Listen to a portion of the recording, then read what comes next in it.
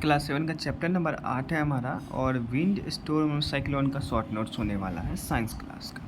चलिए, एयर मतलब हवा, invisible gases substance surrounding the earth, हमारे धरती के चारों ओर, हमारे धरती पे हमारे चारों ओर मतलब कि सराउंडिंग का मतलब ये होता है कि हम जहाँ खड़े हैं और हमसे चारों ओर जो चीज़ें मौजूद हैं वो, तो हमारे चारों ओर क्या होता है, इनविजिबल गैसेस होते हैं जिस गैस को हम देख नहीं सकते हैं, वो गैसेस मौजूद होते हैं। वो गैस में क्या होता है, mixture mainly of oxygen and nitrogen.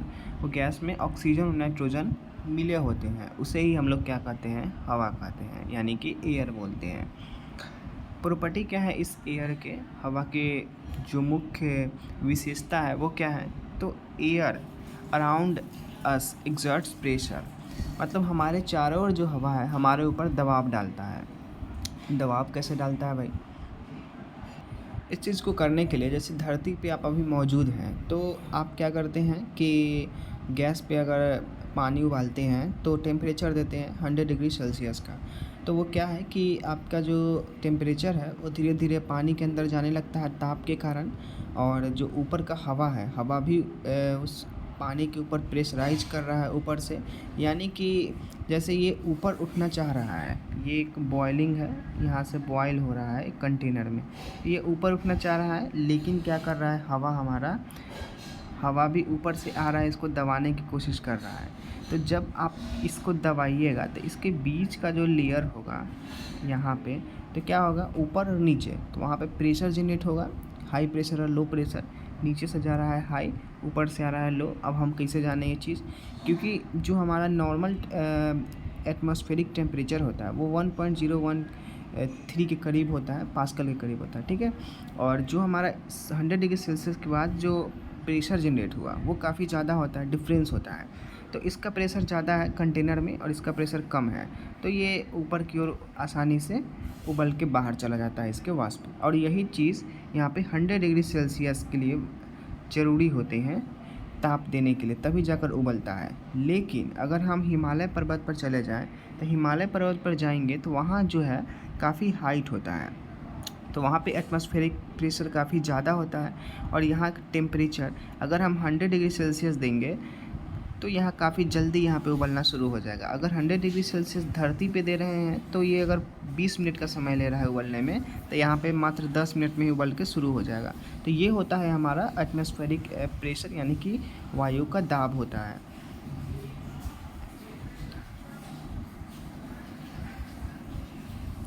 देखिए, air expand on heating and contracts on cooling. कहने का मतलब एयर एक्सपैंड करेगा। आप देखते हैं सिलेंडर के अंदर क्या है, गैस भरी हुई है, तो उस गैस में क्या होता है, वो कण जो है गमन कर रही है, इधर उधर गमन कर रही है, वो एक जगह फिक्स नहीं है, पानी की तरह, दूध की तरह, तेल की तरह। उसके कण जो है पूरी तरीके से एक दूसरे से फ्री हैं, अलग अलग घूम रहे हैं, इस प्रकार से कण है, ठीक है। ये हमारा होता है। तो इसमें क्या होता है कि अगर एक कंटेनर में डाल दें हम, ये सिलेंडर है, सिलेंडर को पैक कर दें, ऊपर से पिस्टन लगा दें हम, तो क्या होगा, अगर इसको अंदर की ओर दबाएंगे तो सारे कण नीचे चले आएंगे, और वैसे ही अगर इस पिस्टन को ऊपर की ओर मूव करते हैं तो ये सारे कण धीरे धीरे ऊपर जाना शुरू करेंगे।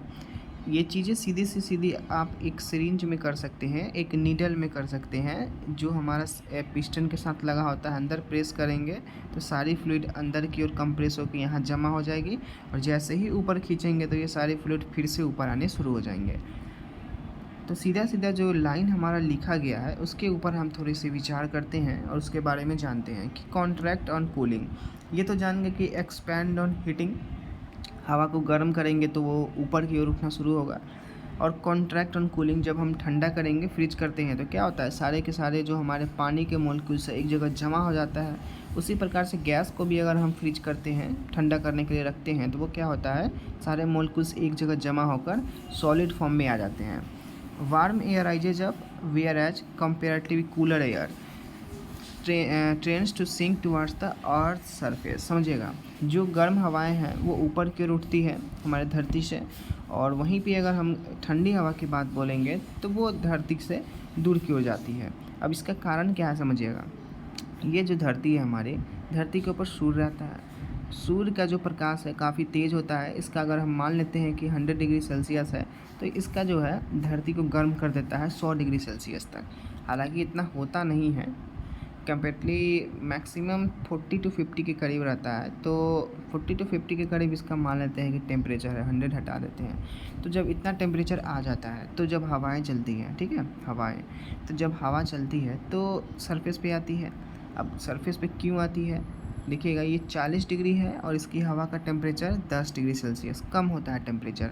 तो जैसे ही इन दोनों में डिफरेंस आता है, तो क्या होता है, जब भी कोई डिफरेंस आएगा तो जो हाई प्रेशर वाले होंगे, हाई वाले चीज़, ऊंची चीज़ें, वो नीचे की ओर जाती है।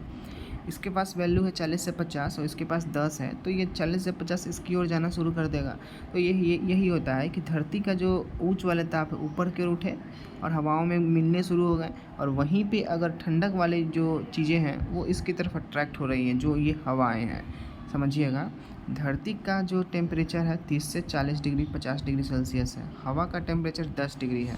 तो यहाँ से गर्म हवाएं ऊपर की ओर उठेंगी और ये जो हवाएं ठंडी वाली है वो नीचे की ओर आएंगी। यही कहने का मतलब है।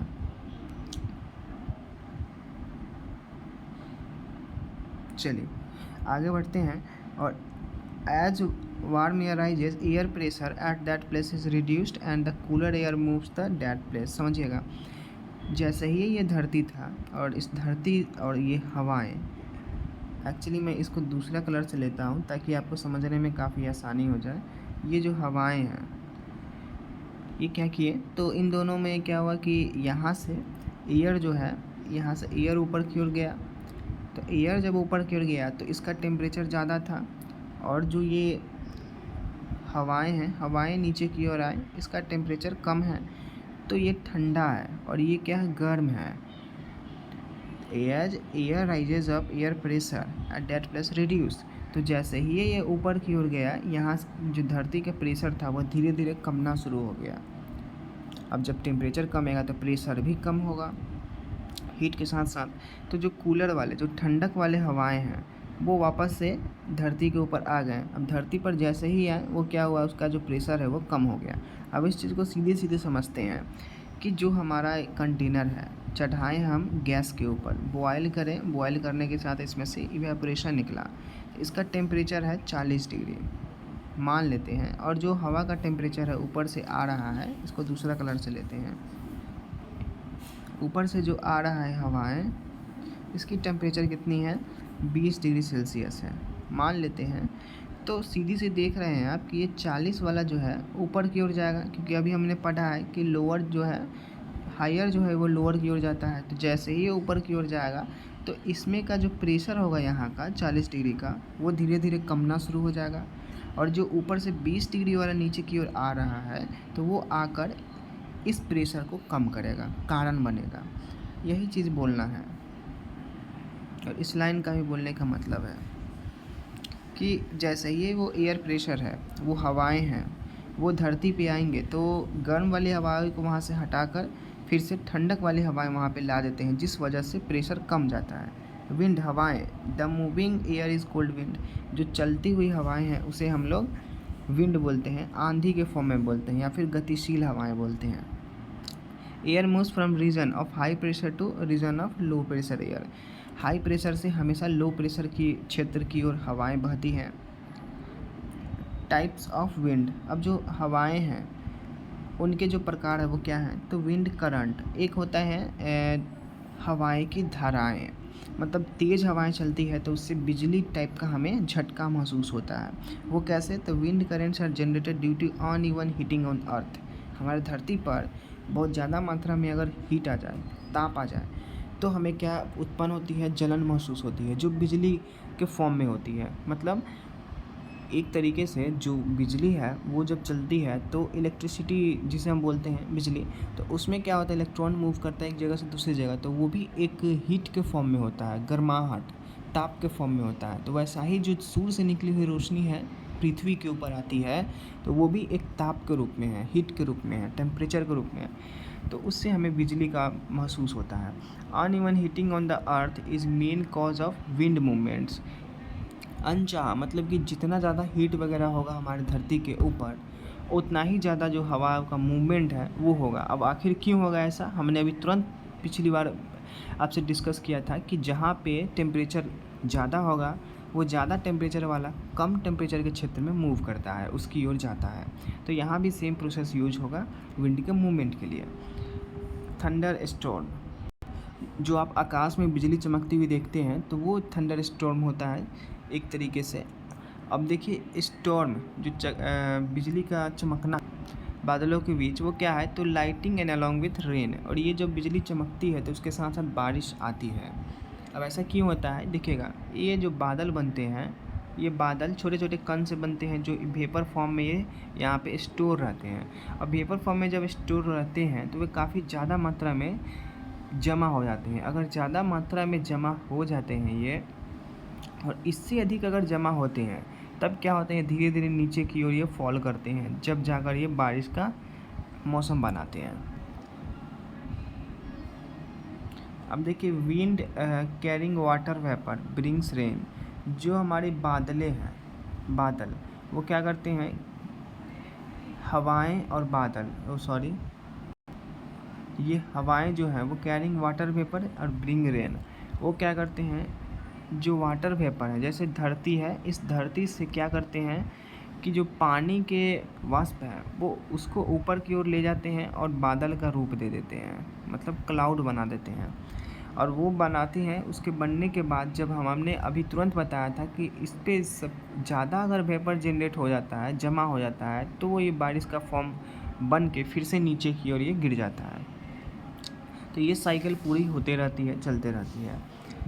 High speed winds and air pressure difference can cause cyclone, चक्रवात का कारण बनती है बहुत ज़्यादा ही जब हवाएं तेज़ चलती है, गतिशील हवाएं, और गतिशील हवाएं में अगर वायु दाब में अंतर आ जाए, जैसे कि समझिए हमने अंतर की बातें अभी करते ही आ रहे हैं कि ये हवाएं हैं, हवाएं तेज़ गति से चल रही हैं, ये क्षेत्र है हमारे आपके घर के पास का ये क्षेत्र है, और ये क्षेत्र है जहाँ हवाएं यहाँ पे एकदम स्लोली चल रहा है, ज़्यादा नहीं है, और यहाँ का जो वायुदाब है वो वायुदाब कम वायुदाब है, और यहाँ पे वायुदाब ज़्यादा है, तो ये यहाँ पे जाएंगे तो इसको उड़ाकर साथ में लेके चल देंगे।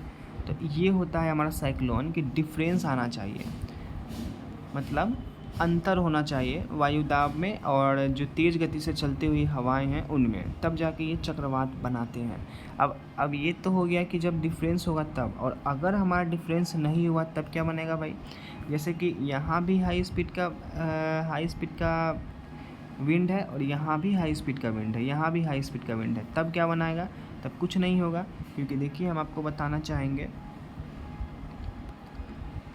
कि अगर ये जो बॉक्स है इसकी टेम्परेचर 50 डिग्री सेल्सियस है और इसकी टेम्परेचर भी 50 डिग्री सेल्सियस है, तो ये दोनों बराबर हैं, तो इनमें कोई बदलाव नहीं आएंगे, ये दोनों सेम के सेम ही रहेंगे, मतलब स्टेबल फॉर्म में।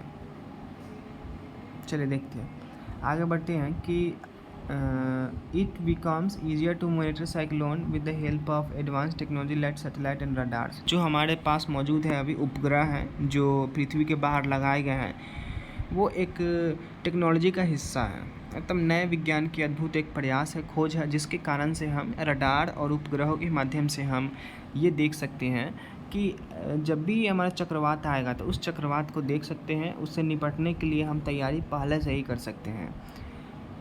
Self help is the best help, मतलब आत्म मदद, खुद की मदद एक बहुत ही उत्तम मदद है, इसलिए there is a better plan to advance and be ready for with defence against the approaching cyclone.